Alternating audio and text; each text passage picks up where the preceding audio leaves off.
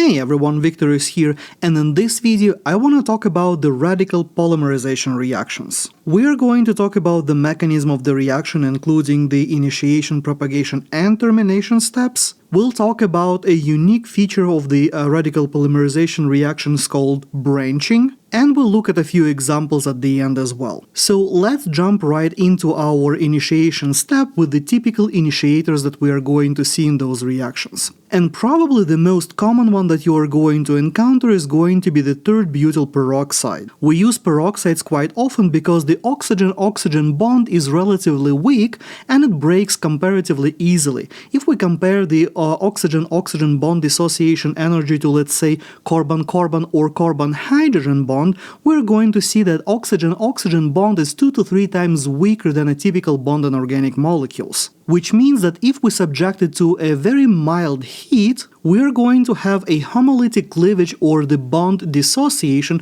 where the bond between the oxygens, each electron is going to reside with each of the oxygens like so, giving us 2 of the third butoxide radicals. Naturally, oxygen has another 2 electron pairs, but when we are dealing with the radical reactions, the electron pairs that we might have on the elements are rarely going to be relevant, so for the simplicity's sake, I'm not going to be showing them ever throughout this video. And another thing that I want to remind you that since we are dealing with the radical reactions, we are going to be working with the fish hook or half arrows. So if we are drawing the full arrow like this, that is always going to be a movement of 2 electrons, while a half arrow or a fish hook is going to be the movement of 1 electron. But I assume that at this point in your course you are familiar with the fish hook notation, so I'm not going to spend too much time on that. Now, moving on to the next typical initiator, we have the benzoyl peroxide.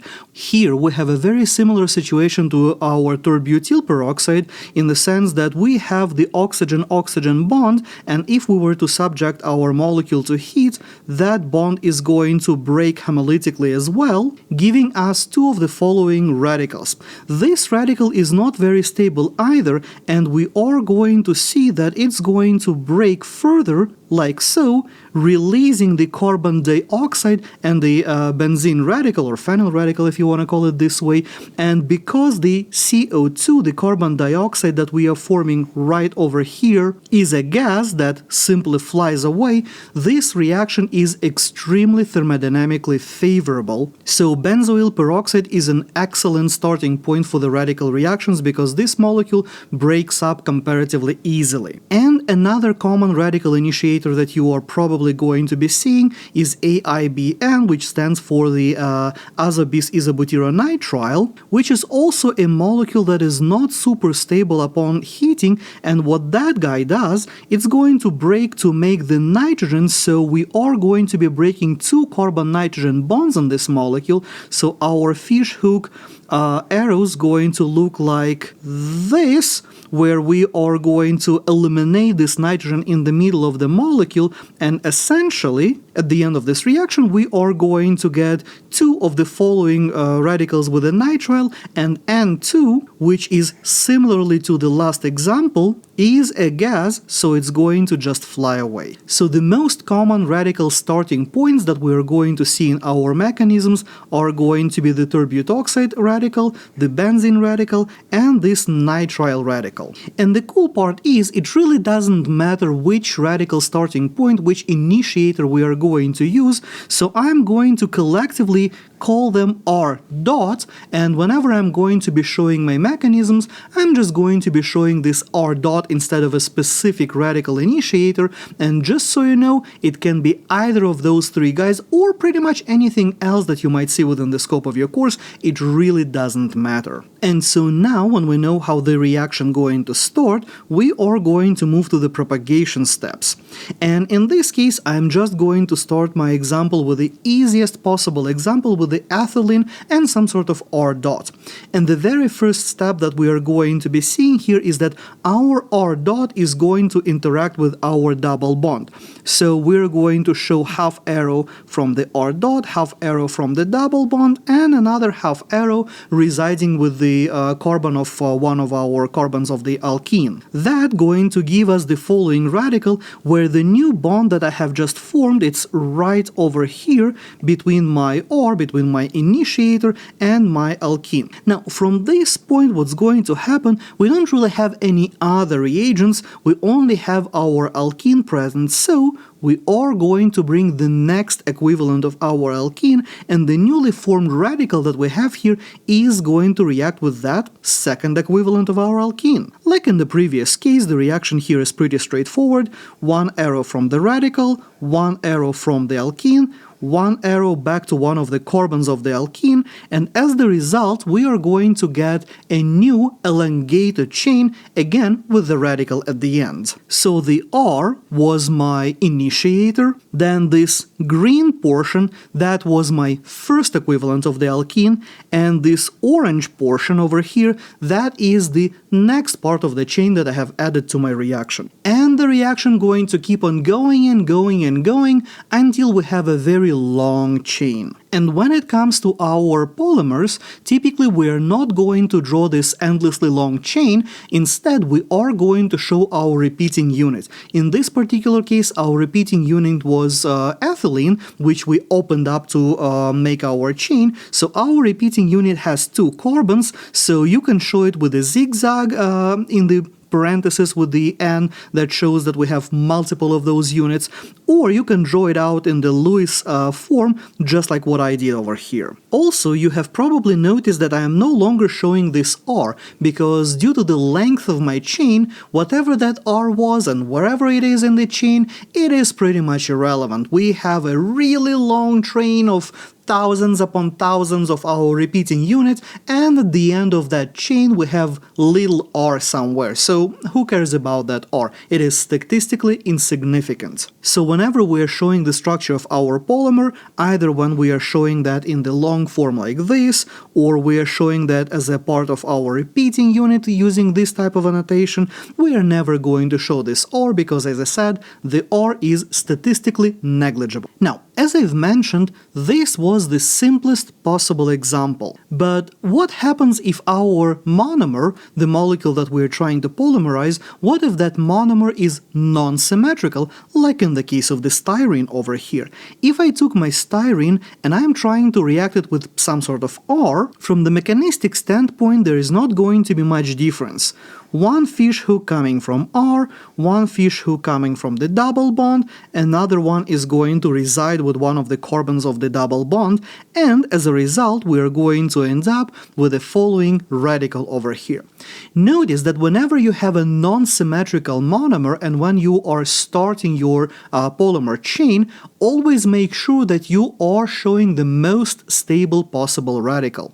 And I will remind you that the radical stability follows the same trend as the carbocation stability, in the sense that the resonance stabilized carbocations are the most stable ones. Then we have tertiary radicals, secondary radicals, and finally we have primary radicals. So whenever attacking your double bond, always choose the position that will give you the best, most stable radical. In this particular case, we are looking at the formation of the secondary radical, which is stabilized by resonance with this aromatic ring. And so if I redraw it, to make my life a little bit easier so I don't have to redraw the phenyl ring all the time, and I bring the next equivalent of my styrene, reacting these two guys together, I will have an arrow from the radical, arrow from the double bond, arrow going back to one of my carbons, and as a result I'm going to get the following structure. Now the new bond that I have just created in this case is right over here between the primary atom of one styrene and the secondary atom where the radical used to be on the old radical. And as you can see, I still have my radical on a more stable benzylic resonance stabilized secondary carbon. And if I continue my reaction by bringing another equivalent of styrene, it's going to be exactly the same deal as before. this goes here, this electron goes there, and we are going to get a long chain that looks like this. And of course, if I carefully look at my repeating unit, I can see that the repeating unit is a 2-carbon chain with a phenyl ring sitting on it, so if I wanted to represent my molecule via the repeating unit, I would do it like that. So the cycle is going to be the same thing for this propagation as for any other propagation in general, with the only difference is that instead of a new reagent, you keep on bringing the same alkene over and over and over again, so you make radical, react it with alkene, that makes another radical, that reacts with alkene, that makes another radical, that reacts with alkene, and so on, until you have an endlessly long chain. Now, of course, at some point it's gotta end. And when it comes to our termination, which is statistically insignificant step, but yet we still need to show it, the termination can happen between any two radicals that we have in our system. So for instance, the first example that I have over here is the chain where I have the radical at the end of the long chain, and I reacted with one of my initiators R dot. Another example might be where the two chains recombine together and just make one even longer chain. As usual, when it comes to the termination step and radical reactions, what exactly you decide to choose there has very marginal relevance. And I know that some instructors don't even care about the termination step and they literally say draw whatever it is you want and don't even look at that. But that does bring me to a very unique thing that radical polymerization does when it comes to large molecules. Once we have a long chain, the long chains, they have a very interesting feature. They tend to curl or coil onto itself. So if I have this growing radical chain, that radical chain can easily wiggle around and quite literally curl around. But now I have a hydrogen atom over here, which is very close to the radical of the same chain. And instead of seeking another alkene to react with, the molecule can quite literally react with itself. So we are going to grab that hydrogen, we are going to abstract the hydrogen, leaving the radical right on that atom where the hydrogen used to be, giving us the following new radical. Now, the radical is not at the end of the chain, but it is in the middle of it. And that becomes the new chain growth site. Now, the new polymer chain is going to start growing from there, and that becomes our branching point. Another example of branching we can see when a long chain connects with another chain containing a radical. So in this case, it's not a small coil, but maybe it was a huge curl, or maybe just two unconnected chain, but the idea is exactly the same. We have a hydrogen over here, and that hydrogen can interact with our radical, so the radical going to come in, abstract that hydrogen, and we are going to get the following picture where we have a new chain growth site. Either it's in the middle of the old chain or completely on a different new chain, doesn't matter.